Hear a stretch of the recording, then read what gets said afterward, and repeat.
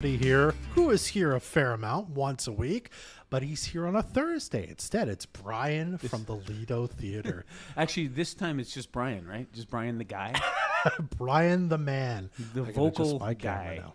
Yeah, Who lives here locally. Yeah. I mean, usually you're here on Wednesday. We have an extended chat. About half of what we talk about is about what's going on at the Lido Theatre. The other is just, 2 or 3 people talking.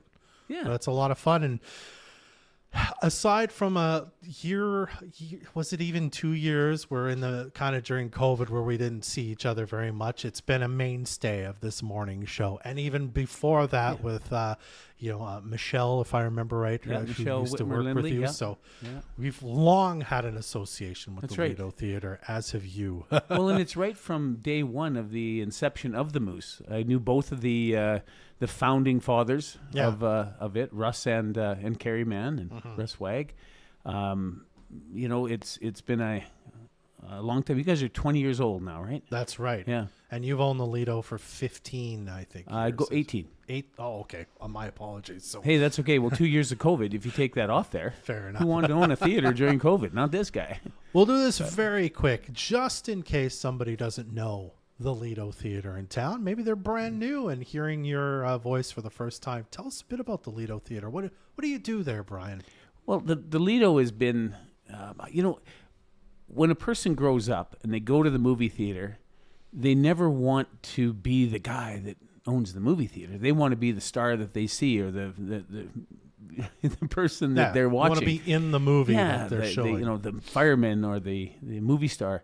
Had no inclination of owning the Lido. I mean, grew up here. We as a family, the Kirshner lot, moved to Fort St. John in 1966. And Dad was supposed to have been transferred here just for 2 years. He worked for CPR, which was the big old orange jets that used to fly around. And they've since been, they've been swallowed up by Air Canada over the years. But, it was only supposed to be a 2-year stint. And like many people that come to the Peace Country, it's with the assumption that we'll just get the stuff done that we got to get done and we'll get out. Some people come here, they want to make some money and get out. It's a familiar story. And then they realize that, it's just pretty darn good up here. Yeah. We may have inclement weather. We may have lots of, a longer winter than we want. But you know what we have? We have peace and serenity, and we have family, and we have space, community, and it's such a good thing. And as it turns out, we ended up. This is obviously home, and Dad's now buried in the Woodlawn Cemetery. Mom has since moved down to Vancouver, and if you have medical reasons and to see somebody on a more regular basis, you want to be closer to those services. So Mom's moved down south, but I'm still here with my sister. Brothers moved on. I have no children left here in Fort St. John. They've all moved away as well. But there's something about being here that just keeps us here. Yeah. If you make enough money, you can get your sanity breaks. You can go chase your palm tree. You can, rip off down to Nashville and see a concert. You can, so having the airport that we have here allows us to get in and out. The highway, that it always needs repair, but that also allows us to get in and out. Yeah. But it's a very beautiful area, and I'm really proud to call it home. When I first bought the Lido, it was interesting because you'd ask people to come and play the Lido Theatre, and it's up in Fort St. John. Oh yeah, how close is that? Close to Vancouver? No, not at all. If you're going to plan this as the next day routing, it isn't going to work. It's almost opposite end of the province from Vancouver. Very, very close to it. I mean, we got my friend from Fort Nelson. Yeah, they're the probably Phoenix the up there. actual, but close enough. That would be the next or the last big stop before you reach the north border.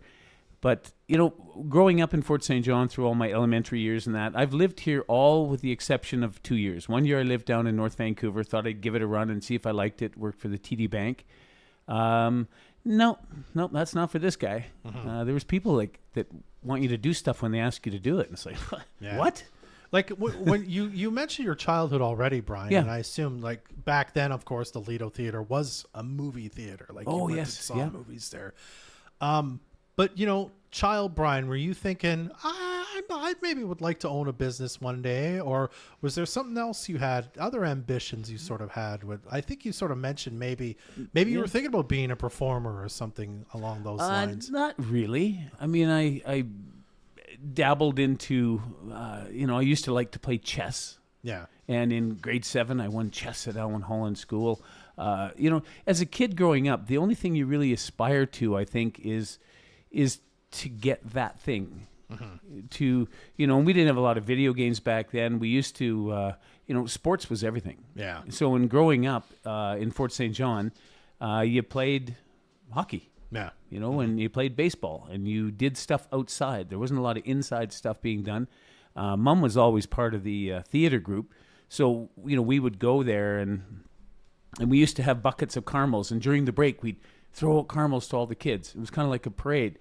And little memories like that of growing up here are really fun. And I look at the troop she used to belong to was called the Workshop Players. So anybody that's around the age of 84, sorry, Mom, you'll know, there was the Tony Atkins, and there was just a multitude of people that made Fort St. John, that elevated it a little bit, that made it not seem so rural, and I appreciate growing up in a time when you could do anything you wanted, really. Yeah. Within reason, you could do anything you wanted. And growing up to be a theater owner, it wasn't an aspiration I had, but I guess maybe I'm going to say that I'm a bit of an opportunist. You take a look at situations, and just about all my life, I've worked for no one other than myself. Yeah. It's been rewarding. I worked with my cousin Randy for many years, not many, but especially when you're my age now, those years that I worked for him are not many. But I worked with him. My father taught me lots of carpentry skills and that. So I've been swinging hammers and renovating, through the earlier years, and that little stint with the TD Bank for a year taught me that I don't want to be corporate. I'm pretty sure of that.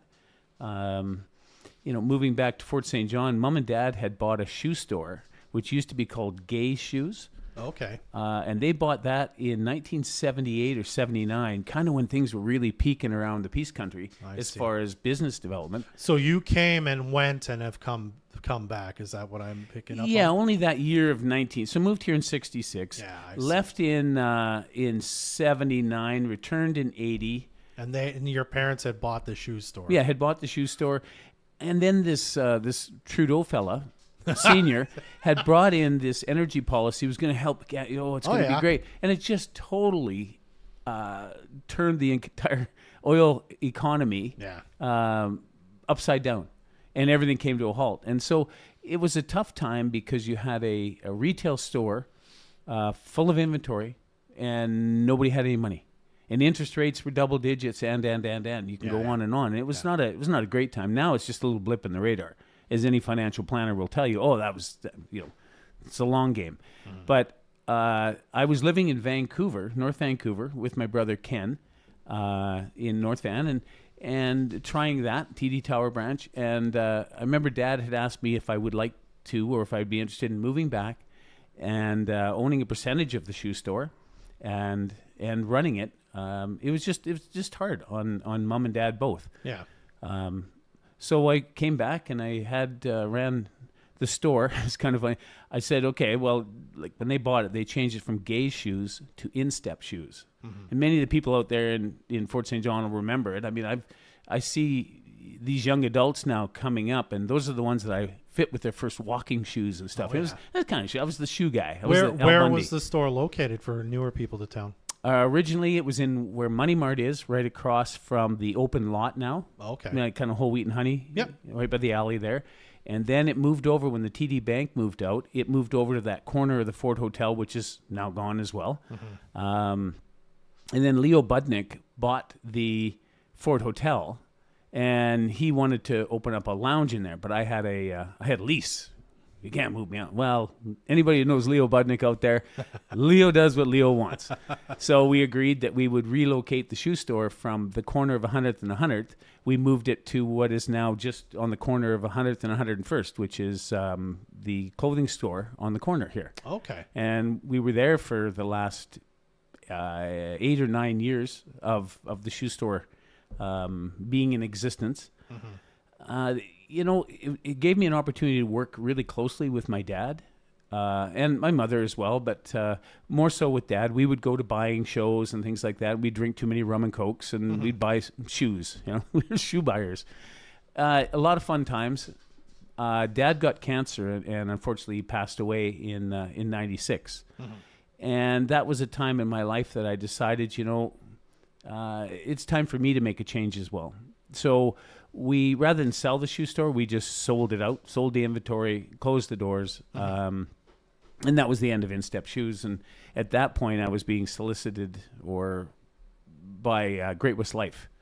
My brother Ken had gone to work for them as well. A good friend of his, John Temple, had suggested that I do it as well. With growing up in a community, you have a lot of contacts, you have a lot of people that you know, and so I went to work for Great West Life. So this is insurance, right? Insurance, investments, financial planning, benefit plans, that kind of thing. Yeah, it was good. I did well in the industry. Won a few awards.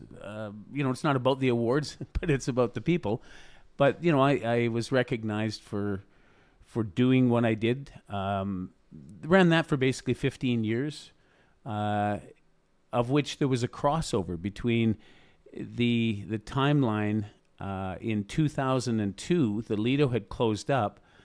And I'm kind of looking at that, and Craig Brooks and I, a good friend of mine, they had been looking to sell the theater since 2002. I'm always looking for something. I always love hosting parties. I always, Mom and Dad used to fly a lot, as I was saying with CPR. So they'd leave town, and we had a really nice house, pool table, shuffleboard downstairs, lots of fun stuff to do, right? And we used to have the best house parties. Yeah. And I thought they never knew, but they knew. They'd come home, the house would be super spotless, and you had a party, didn't you? Yeah, I did.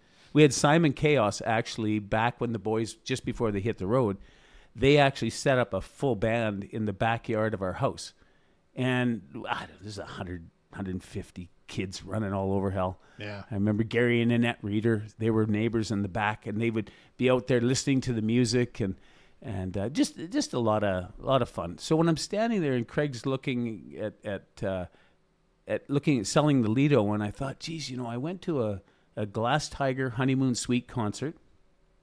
Clint Pym from Napa had invited me as his guest, and had some good seats and listening to it. And the music starts, it's like, oh wow, and everybody stands up, and everybody's dancing and moving and wiggling in their little 2-foot circle, and it was so.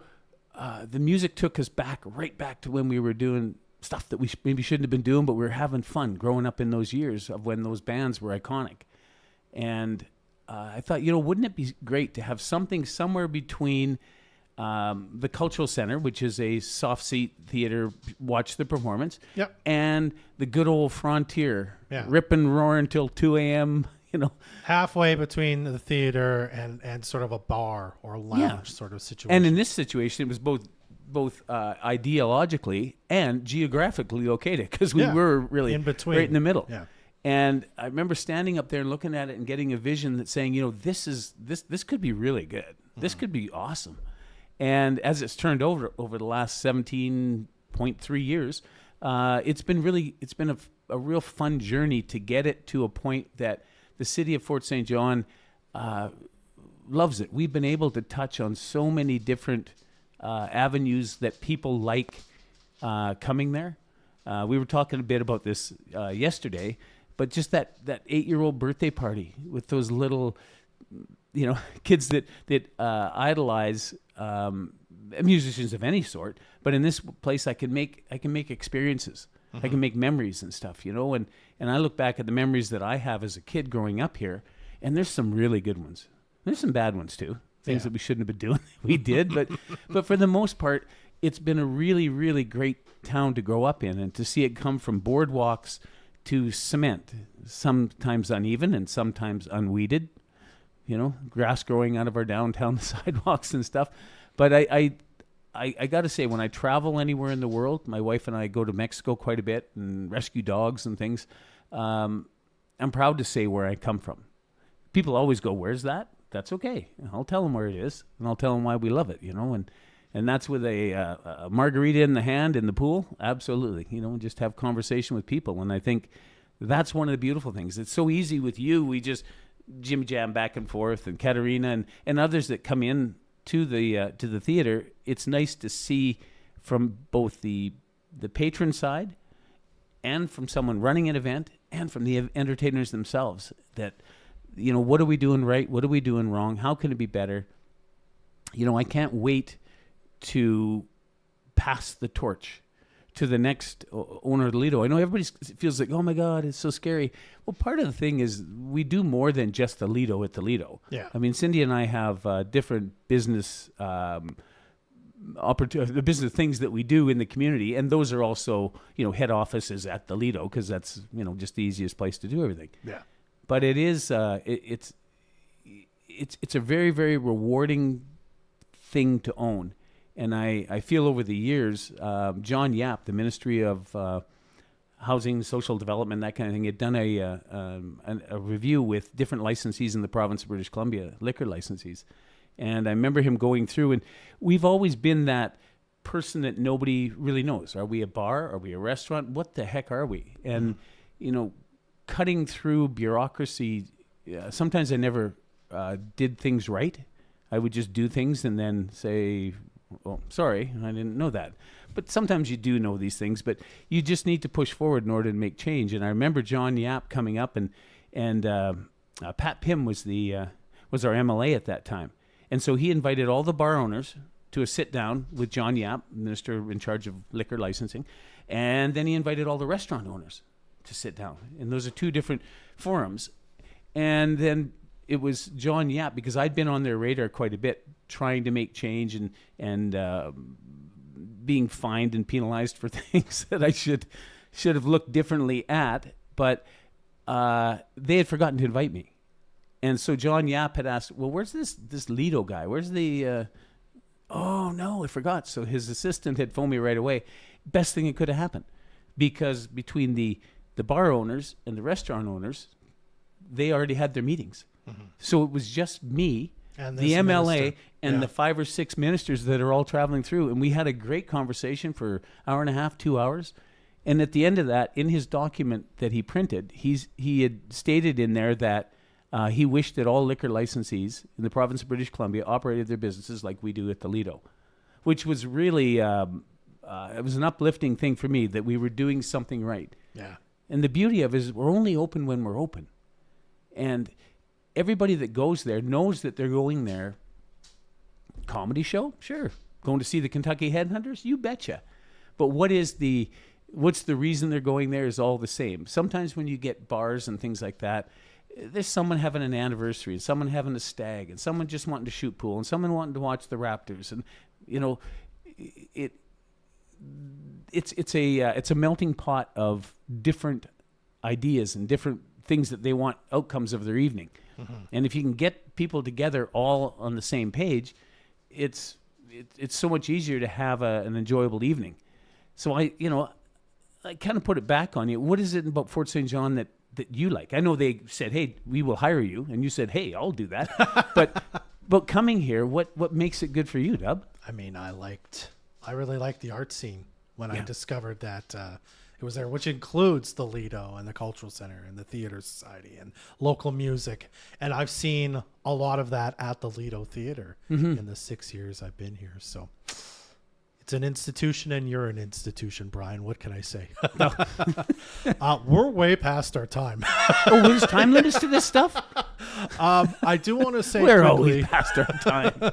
As you may have heard, there's so many different things that happen at the Lido and could happen at the Lido. Mm-hmm. If you want more information, of course, visit thelido.ca. Brian, what's your phone number if someone wants to chat, if they've got an idea, they want to be at the Lido for an event, or they just have an idea of someone who could perform or do something there, how do they get in touch with you? The easiest thing, and I'm a phone guy. I'm a talk guy. Yeah. You know, and I prefer to talk to people to find out what they have. The Lido.ca will allow you to go on there, fill out a little form about what your plans are, and then we contact you, go back and forth. But ultimately, we end up having a conversation similar to what we're having now. You get to the bottom of what somebody's really wanting, the outcome that they want to have. The number is 785-3011. And, you know, it's something, whether or not we can help you or not, whether or not you just need to rent something that we might have and you don't, that you need for an event, whether you're thinking about, you know, that'd be sure a cool place to own. That'd be a fun living to make. It does well. And I'd love to sit down and have a conversation with anybody about anything that they're interested in doing. As a matter of fact, tomorrow I have to run the DGS, which is now the Terrace Golf Tournament. So which is aside from the Lido, but it allows you to get out there and become involved in community. And just give us a shout, 785-3011 or thelido.ca, and love to hear from you. Absolutely. Brian, always lots to chew on. Thanks for doing this. Always over time. Thanks, Dub.